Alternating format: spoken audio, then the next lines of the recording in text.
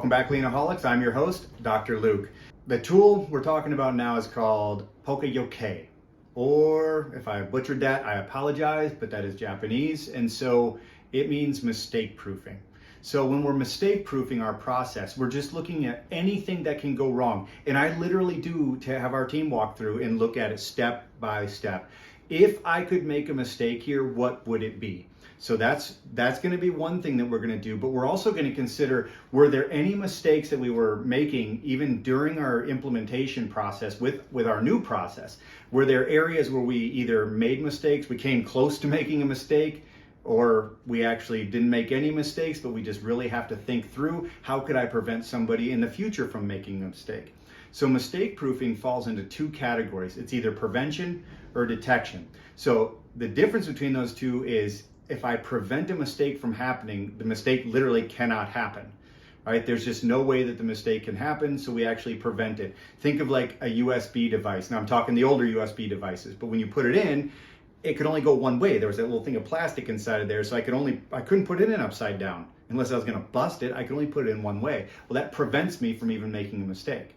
Well, there's other ones like detection, and we see these in grocery stores all the time, or whatever it is, Walmart, Sam's Club, HEB, wherever you go and you shop at in your local area. Meijer, shout out to my Michigan folks.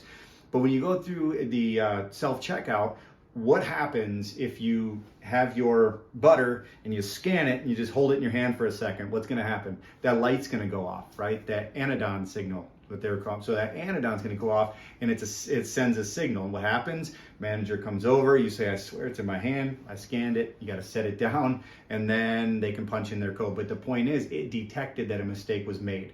So there's prevention, where I can't do it.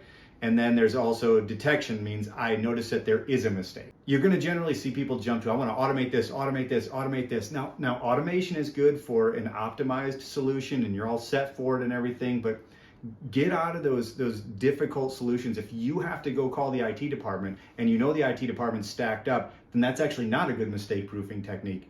What we want to do is something simple. Right? Something simple that we can actually do ourselves. So try to keep it as simple as possible. Of course, automation can be in there, and it will absolutely help in certain areas. I mean, we'd love to automate everything if we could, but just try to be as simple as humanly possible. A lot of this mistake proofing is going to happen at these high human touch points.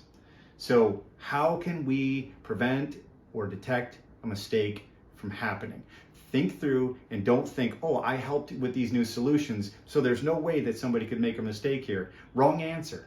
Sit and look at it and analyze that step and say, okay, if I could make any mistake, what would it be? Or if you can't get into that mindset, say, if I hired somebody new tomorrow, I didn't have time to train them, but I was able to write these work instructions as they sit now. Okay, good. Walk through that, look at that, work with that process step and say, what mistake could they make? And that is what you want to help either prevent or detect if it happens. So keep it simple and use this wonderful tool to help you prevent and detect mistakes from even happening in your process. Hope to see you in the classroom.